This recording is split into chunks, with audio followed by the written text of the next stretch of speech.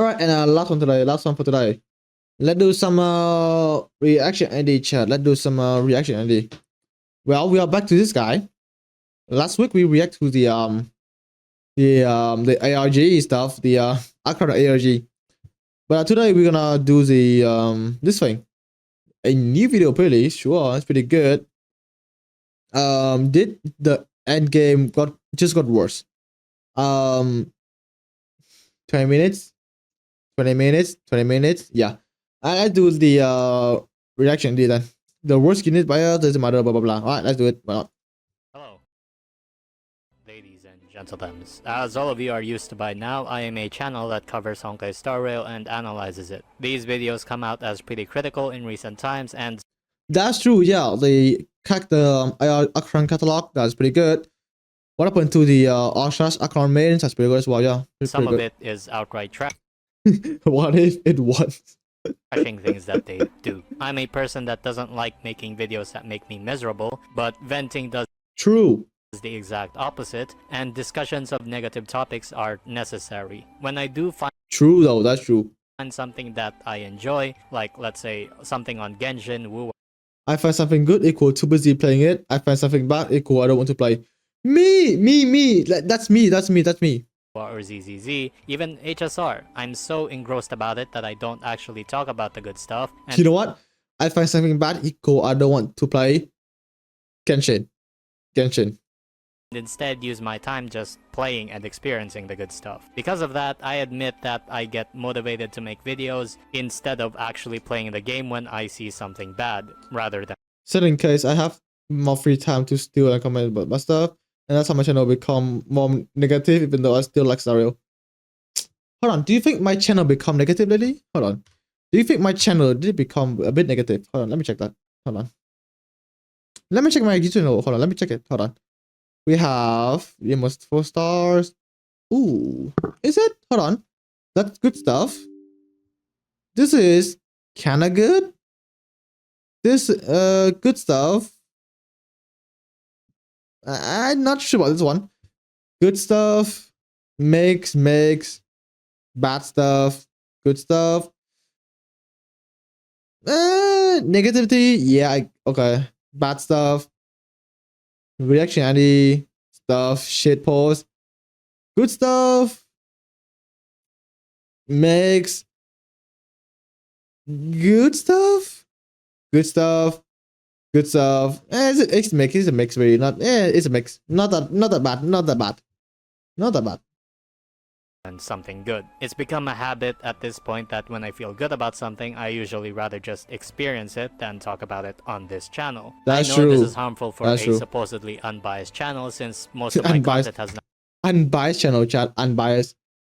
Unbiased, by the way. Now become negative. To kick this bad tendency of mine, because there are some positive things about HSR, maybe as a palate cleanser, I want to talk about the one thing that actually has gotten better in recent Star Rail patches. Starting from around 2.6, and that is... Please hit the drum roll, come on, please. Yes. Okay. Enemy designs. Yes, really, this video was made after Polixia, so don't think this is outdated. For this video, I'm going to be defining the design philosophies of endgame enemies in Honkai Star Rail, and factors that make certain bosses feel fun to fight, or feel really miserable to fight.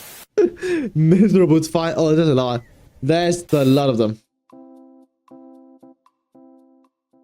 First of all, let's start with the very early boss designs of Star Rail. Early bosses were obviously quite simple. A lot of it was surprisingly reliant on break meters to shine with both offensive and defensive mechanics. Was it early bosses, right? What the early bosses? Just the same universe, right? Gearpod. The Bronya. I forgot the name. The Bronya. The boss thing. Savaros. The deer. It's pretty new. It's just pretty old. Is that it? The robot. The mom Gearpod. I guess you could count the weekly boss, the ice version. What else? Is that it? Jinja? No, not a boss. I think that's it, right? I can't remember anyone else. But yeah, I think breaking most of them, right? Gepard need break. The mommy need break. Silvarok also need break, especially the arm stuff. Yeah, that's it. Yeah, that's it. For example, the Oh yeah, Cocolia, right? That's her name. Yeah, I forgot. Ebonite Deer. Bro, she's Neutralizing been the dead forever branches now. by breaking it with AoE attacks is basically the entire fight. Oh yeah, that's Cocolia, true. she freezes you sometimes, and breaking Cocolia while she's charging prevents a very dangerous AoE attack. Yeah, that's There true. were also bosses that had offensive mechanics that you needed to deal with. Kafka's crowd control needed Oh yeah, Kafka. Oh yeah, Kafka. I forgot about her, man. I forgot about her.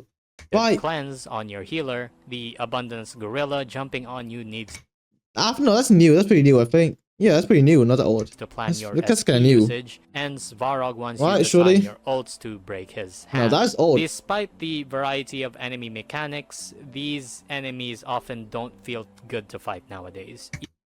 Warpack X enemy are not fun to fight. No, no, man. No, not fun. I don't. Silverrock is fine, not that bad. The monkey is not that bad. Kafka can be annoying. If you don't have a cleanser, that's gonna be annoying, but that's fine. Early game, yeah, that's annoying, but now everything cleanse, man. Godpod is annoying for sure, especially for like, the break stuff. Especially the shield, man. Just fuck that thing. Like, it's so annoying. The shield thing, fuck you. Cocolia, I mean, the freeze and big damage is pretty annoying. Yeah, you have to like kill her or something. The Bronya design is very bad. I fucking hate Bronya boss design. Fuck you, man. Like, oh my god, fucking clans. Get rid of all the DOT stuff. Fuck you. Fuck Bronya. But yeah, overall, I don't think it's that bad. The deer though, early game, that deer was hot as fuck. Like it deals so much damage and stuff. I think it's fine. Yeah, mid. It's like kinda annoying, but not that bad. You can look at Blaze's out of space in the current MOC as well as Kafka's dreadful returns. The problem with early starrail bosses was that the rewards simply didn't keep up.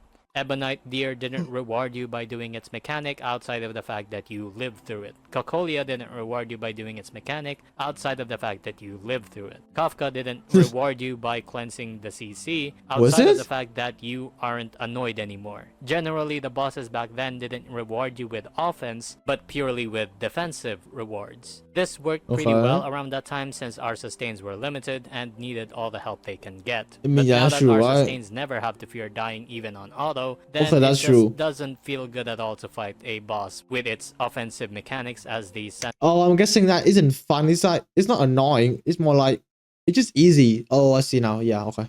centerpiece. I Without thought what he meant is that yeah, the boss is so annoying. Fuck this boss. What is that? He means like yeah, it's so easy that you can just auto them, and just like 30 cycles. these defensive just little rewards cycles. mattering, then what else is left of the boss that you have to fear? Svarog's return at the end of 2.7 was probably one of the worst displays of HP inflation in starrail. You couldn't make Svarog any more interesting to fight since the entire point is to break the hand to protect yourself. This is so incredibly easy nowadays and there's barely any punishment. Dude, Firefly, press E, boom, dead. Yeah, what next? Hand, action, wet down the tank. Like fucking hell, man, just get Firefly, easy done. The traffic light mob and military preservation. True. into it, that it's not something you even think about when you enter the fight. So what does Svarog overcompensate with now that he's essentially been defanged and a non-threat? A huge HP spike. Whether you like it or not, Svarog can instantly put pressure with that alone. You no longer fear the hand grabbing you, you simply fear that you can't beat him in time. You can apply this to Kafka. There's plenty of ways that newer characters can counter Kafka's mechanic that you no longer fear Kafka like you used to, but unfortunately she now has 10 times more HP that you fear you can't even clear her in time. While most of these bosses in early HSR were like this, there were some bright spots. The Ice Grizzly lowering its own defense when consuming its minions, and the Unchained Loot. Who? The Ice Grizzly? Okay. Losing his own HP when you break the flying swords. These enemies not only had offensive mechanics you wanted to live through, but facing those mechanics head on actually gave... I mean, yeah, Yanqing mechanics is pretty fine, right? I think Yanqing is pretty good design. He does big damage, and that's it. I think he's fine, really. It's just annoying. A reward for The it, sword thing with annoying. Yanqing being the most Like, impactful freeze since it yourself, that's scales so off his annoying. own HP. This makes them much more tolerable to fight if they ever return, but they aren't perfect by any means, since Yanqing would be laughably easy with the influx of a lot of implants. That's And true. the Grizzly's defense shred has a cap that we can reach Grizzly. pretty easily nowadays What's with fucking Eidolons. Grizzly? But nevertheless, there's a pretty good reason why you never see these bosses again, and we get regulated to the HP sponge terrorists of Kafka and Svarog. Like I said before, these old bosses ran off the basis of offensive threats that got more and more counters to the point that What bosses run out for the premise of breaking for mechanical control, but without the need the only left is for pressure increase HP. Okay. it was no longer even a thought going into the fight. And so these bosses have a really good chance to Well, be Kappa is okay, frustrating but thick fuck walls of horses? HP to Like, you mean the centaur? That thing? I don't know. The horse is fine. Depend on some team.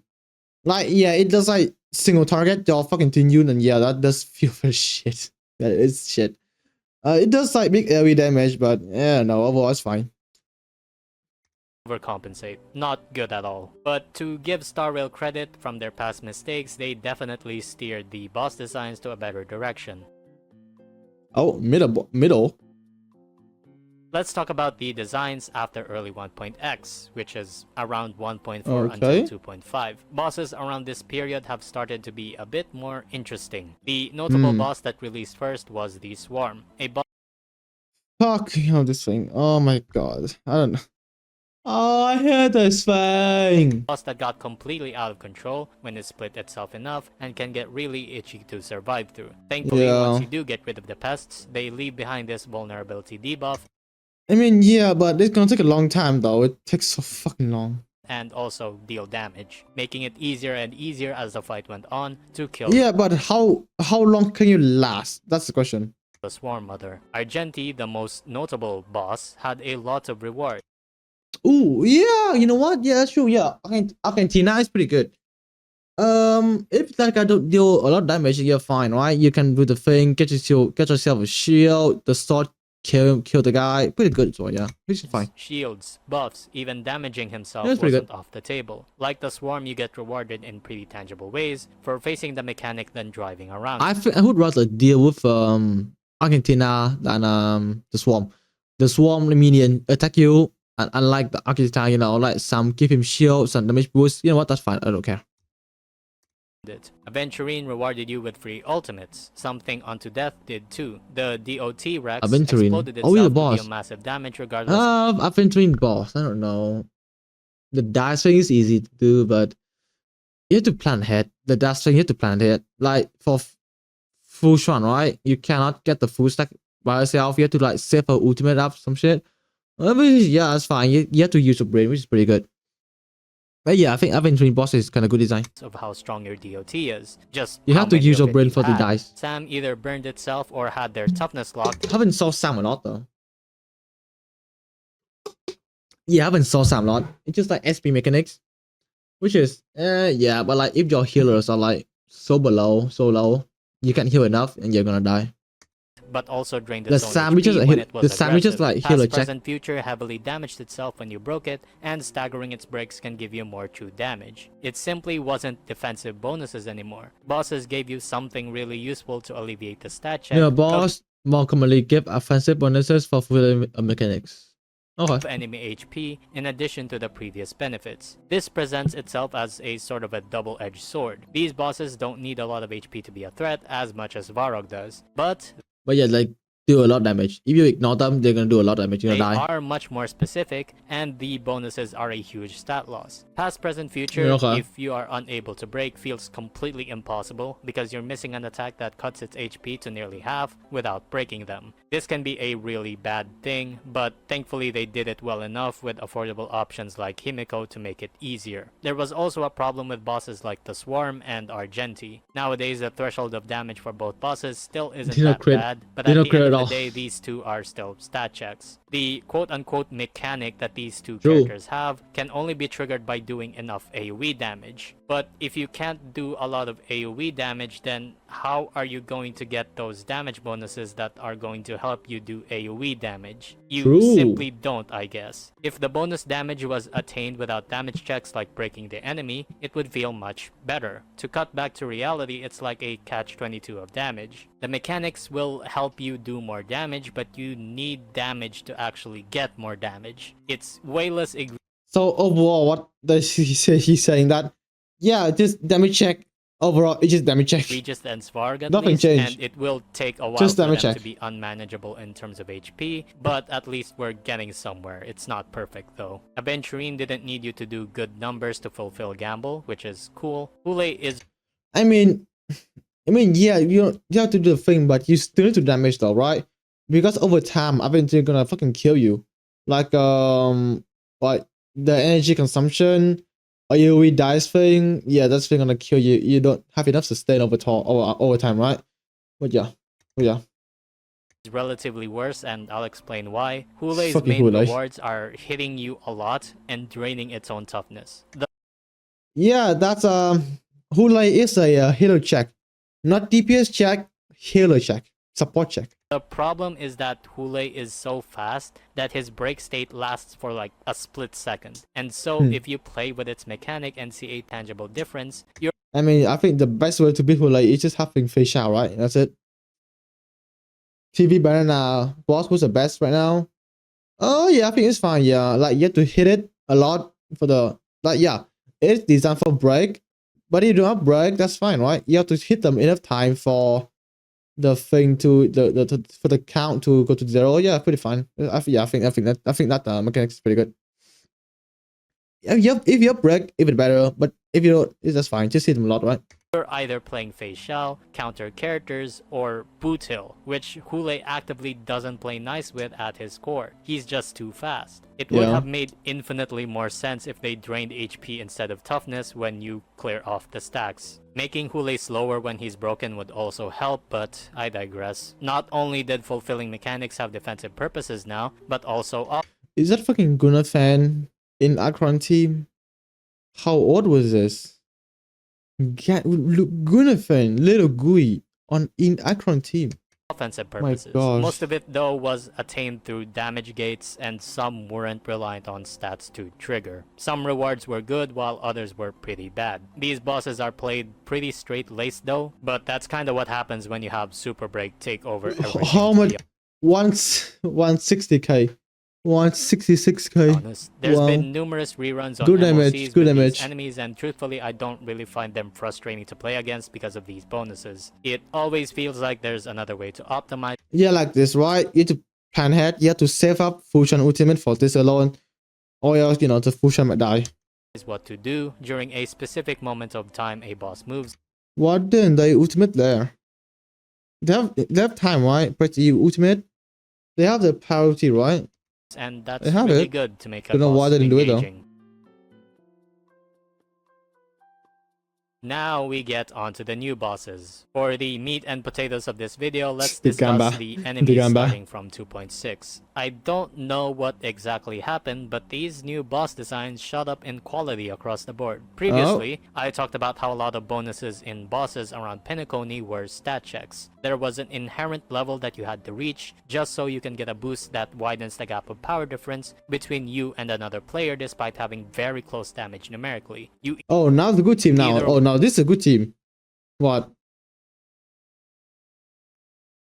Should be the guy.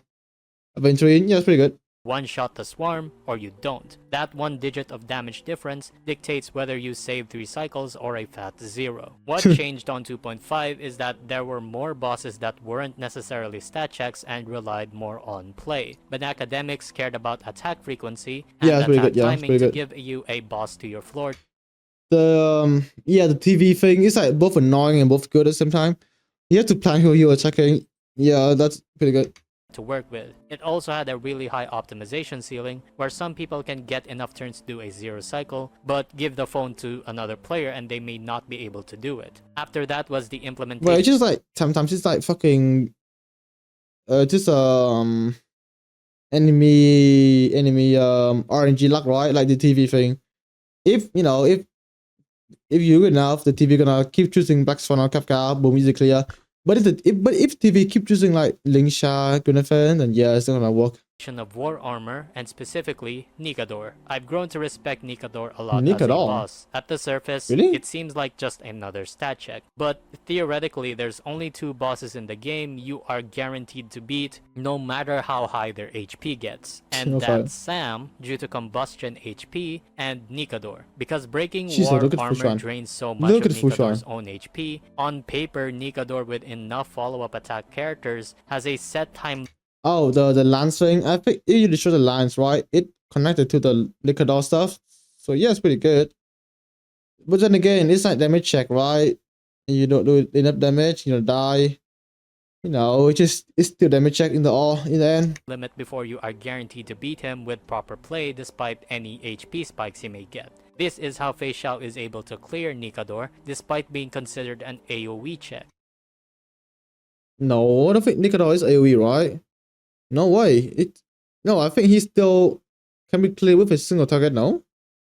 The way you achieve this damage isn't locked to how much. I mean, AoE would be easier. You do AoE damage on the lance, right? So yeah, I think easier, but I think you can still use face shot because of how fast she attack. Damage you do, but how fast you. Not lance, you talking about the war armor? Yeah, I am familiar with like the 2 different Nikodor phase.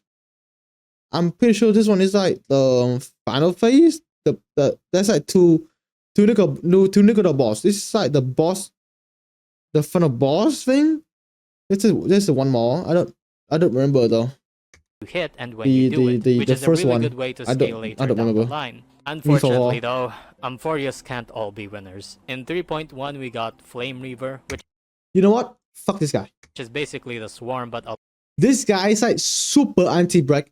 So anti-break. lot more strict on a small AoE damage window, devolving a bit to the earlier category of just stat checks, but I guess we haven't seen those in a.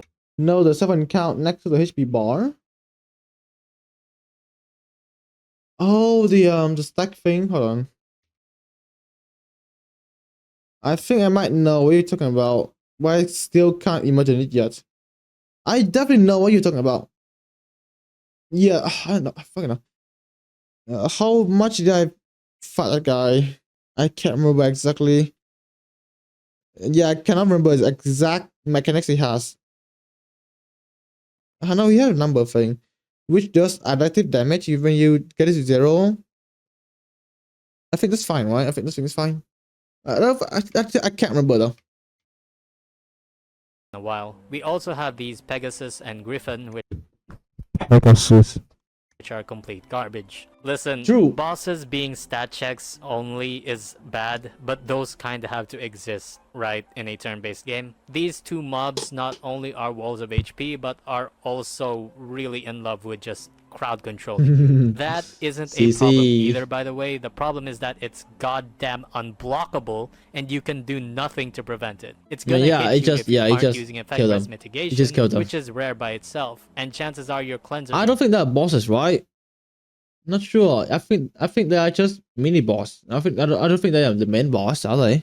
They're gonna get CC'd too. Why, man? Why can't the marks just be cleansed? It's like fighting 2 Kafkas. No wonder why they put them with her. And lastly, the Netherwing, Castoris' sister. I actually. Ooh, Pollock, right? I think Pollock is fine. Okay, not okay.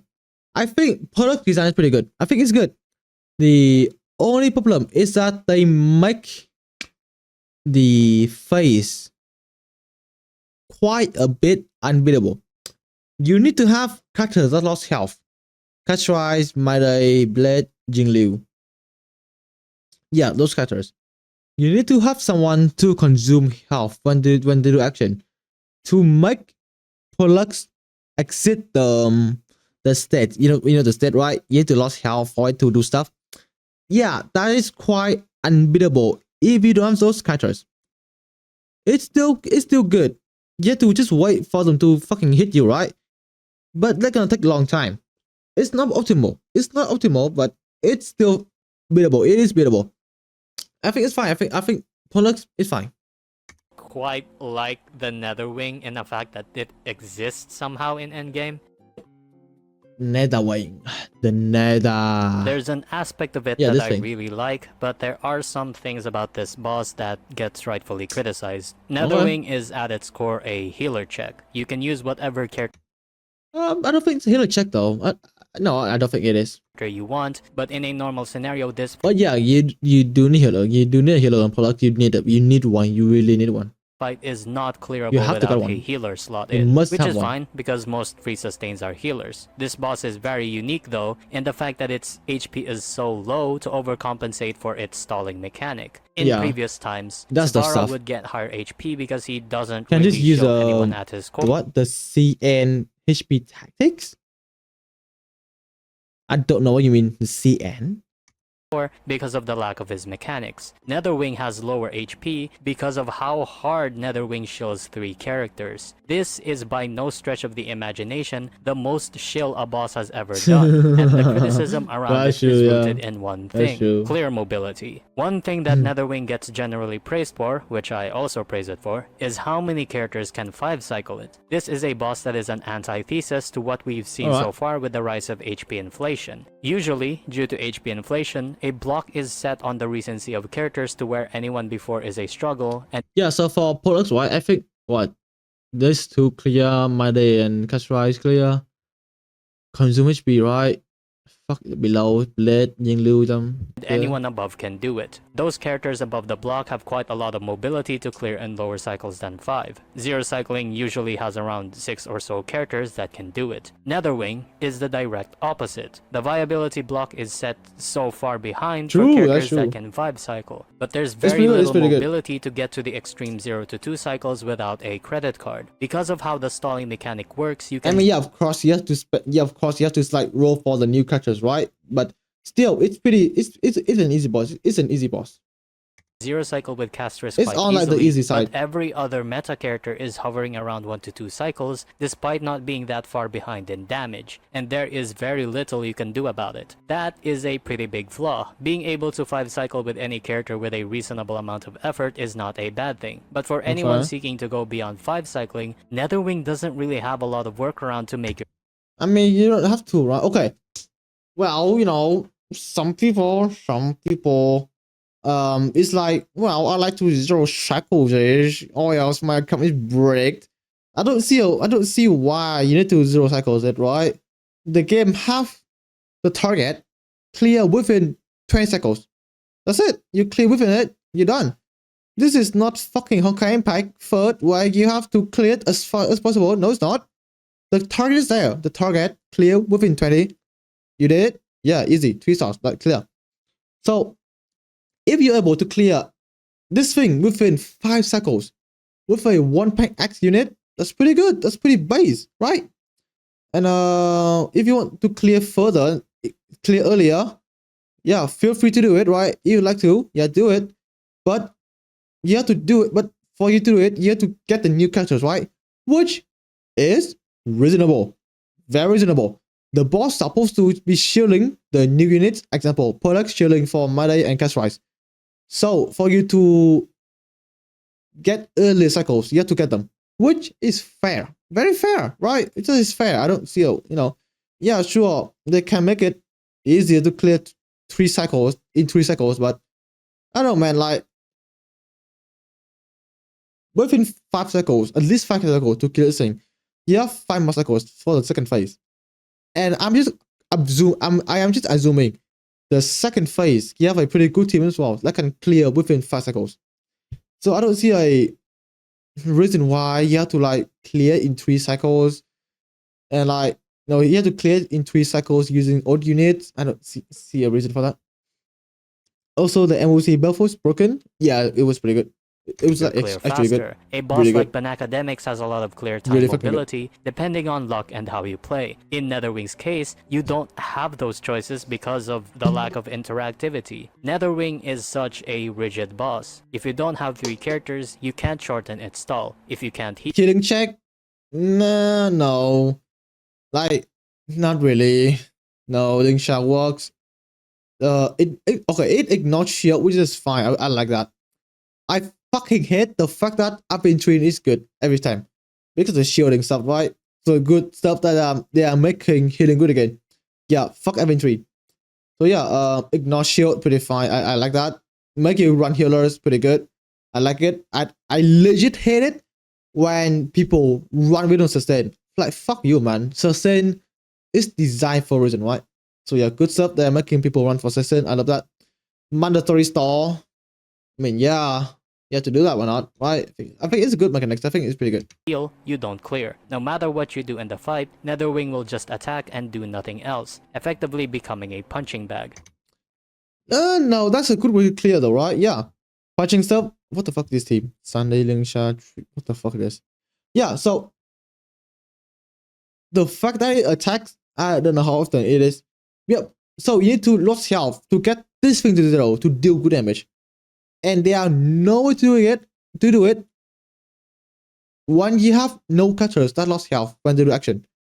So the fact that it attacks a lot, which is good, right? It fixed the problem of you not having Blade Jingliu catch right my day. It fixed that problem, which is good. I like it. This isn't what would be considered a fun boss. You play Netherwing the same way you play Svarog. I mean, yeah, it's not fun, right? It's stalling, but what do you want to do, man? Like, yeah, it could be what it attack more, so less stalling, but then you die in the progress. I don't know. Except you're forced to play a healer and not forced to use a recent DPS. It's a very dull boss design from the jump, and not allowing characters outside of 3 to interact with it makes you feel like your score is arbitrarily being pushed down if you're a regular low cycler, even though it's quite interesting that those that usually can't Yeah, it's critting Sha. 8k crit, fuck me. Clear at all is getting pushed up to be able to 5 cycle. This causes a bunch of conflict of interests, let's say. God. The hardcore players do not like being arbitrarily pushed down by a roster check, despite being... It's not really a roster check. I'm pretty sure I cleared this with the most shit team ever. Gallagher, Black Swan, Kafka, Akron, right? Shit ass team can clear it.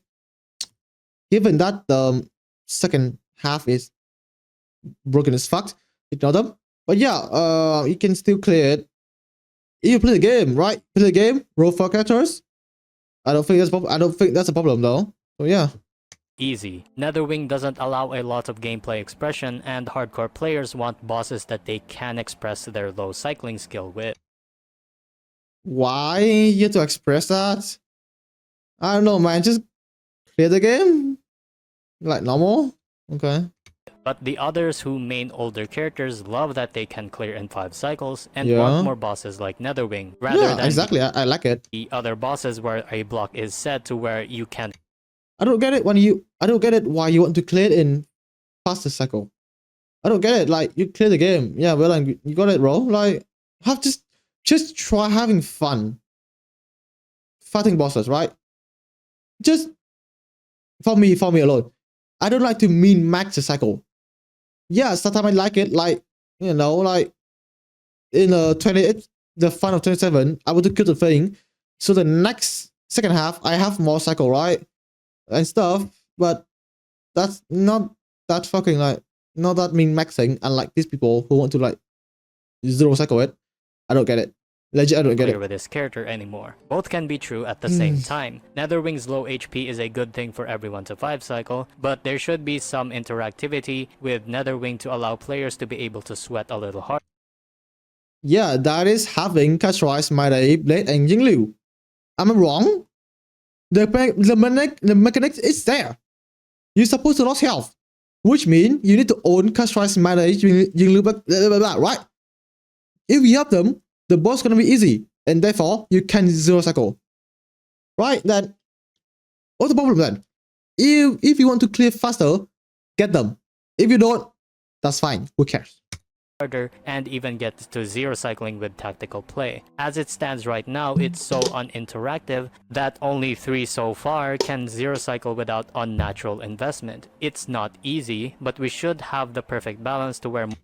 But why should it be easy? Why should it be easy? Right? It's a gacha game. You need to spend money for the characters. They want you to spend money. They want you to spend money. Why should they make it the boss so easy to 0 cycle? Right? Why? If they make it so easy, then they're gonna make like less money on the banner due to the fact that no one getting them.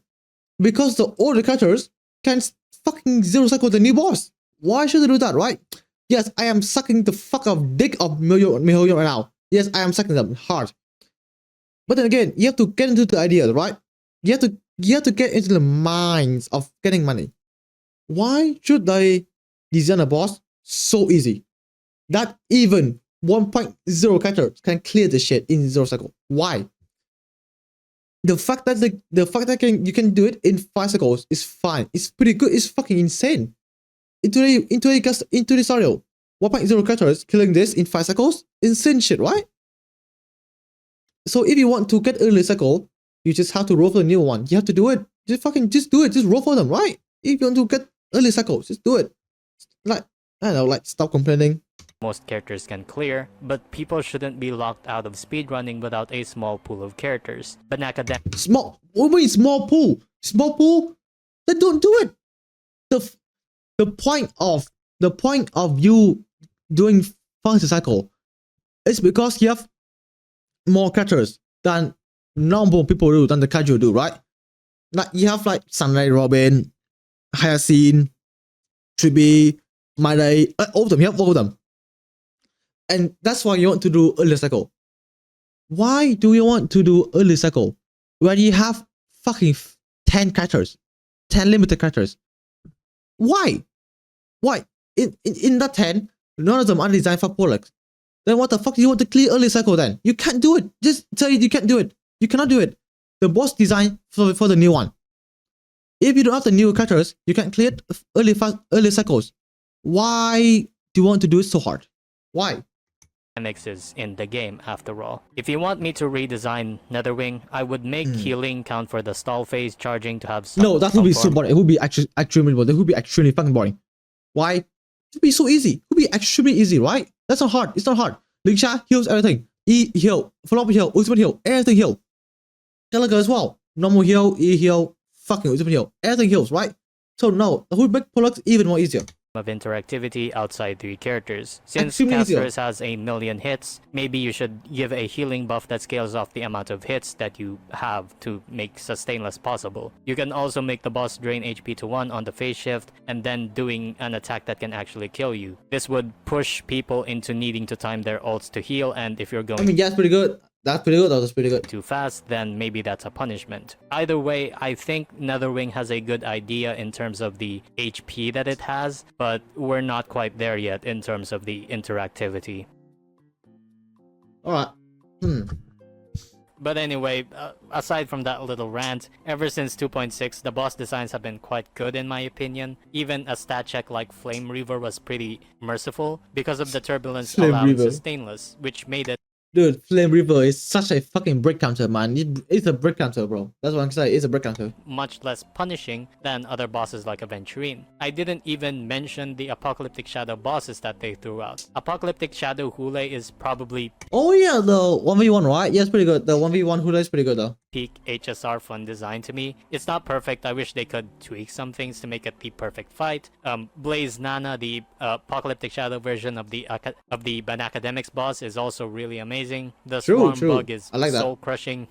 Again, not saying every design in recent times is perfect, but the way boss designs in HSR are going, I actually really like, and I hope this video can show why that's the case and why I think objectively we're heading into a much better path. And I hope they are taking this more into that direction. But yeah, that's all for now. Please join my membership. I think that's good for jabbing, right? That's pretty good for jabbing. Yeah, but overall for the Pollux design, I don't know. I think the Pollux is pretty good in my opinion. I think the Pollux is pretty good. Oshinoko anime because 4 from Grace. 1 hour. Oh Jesus Christ! All right. Never forgot the first time I got Zero Cycle by Hula so big. True. Pollux is intentionally designed to punish Zero Cyclers. Exactly. Fuck them. Also punishes sustainers run. True. Fuck them. Fuck their ass. Run sustain. Fuck you. Run them. Alright. Yeah, exactly. Just fucking do it. Countering every post-sufficient characters. Get the fucking sustain. Roll for them. I don't care, man. Be like Pollux, true. Punishing the last 1% is kind of wild. I don't know, man. I don't know. Just fuck them, bro. Fuck them. Fuck their ass. Fuck their ass. Like, they are so cocky. The fact that they can zero cycles. They are so cocky that they can beat the game without no sustain. Yeah, fuck their ass. Fuck them. I don't like them at all. What, the less than 0.1%? Yeah, fuck them. I don't care. I don't fucking care about. Fuck them. Fuck their ass. This feeling when man hit the happy TV guy when you're able to auto class. True. That's true. That's true. I hesitate to say product is good, but because it ended up being space suitable, or it has been filtered and suddenly being massified, basically any more HP than the HP will be a problem. Not sure though. Not sure. The puppet thing. Puppet is annoying if you don't break. The puppet is designed for break. If you don't have the break characters, then yeah, you can have a bad time against the puppet. But you know, me have Firefly, me like. The dual Nikolai is so good. True. Would like to specify that is true for Nicodol. That's good. The fake Nicodol has the entirely SD amenable same flick. Oh yeah. Oh, okay, I see now. Yeah, I see. Yes, pretty dog shit. Yeah, the first form Nicodol, yeah, dog shit. The fucking HP shit everywhere. Yeah, true. Remember, guy, zero cycle is not a requirement to get 3 stars on the stages. Zero cycle is a self-imposed challenge. That's true. I agree. That's true. Yeah. It's actually good for cycles. It's actually good for cycles. So long as you take it seriously, hold your balance in mind. Common challenge to run. No, I don't think it's a common challenge, right? I think the most common challenge is to clear the game. 3 stars. I think this is just for like the Happy Invest. It is just for the Happy Invest, the actual Happy Invest to clear this. For me, I don't care. I don't really care. If play base, there's a whole AD values also clears, hold your will, have little choice, but make AMC much harder. I think that's fine now. Does Hoyo care about zero cycle? I don't think they care about that, right? I think they care about the majority that cannot kill them. No, I don't think. No, I don't think zero cycle is ever a good choice. No, I don't like it, man. I don't like it. But yeah, I think that's for the stream. I think that's for the stream. Anyway, the guy video is pretty good. Videos like nice, well, got do some yabbing stuff, but yeah, that's it. Yeah, go subscribe, like this video, guy. He does good stuff.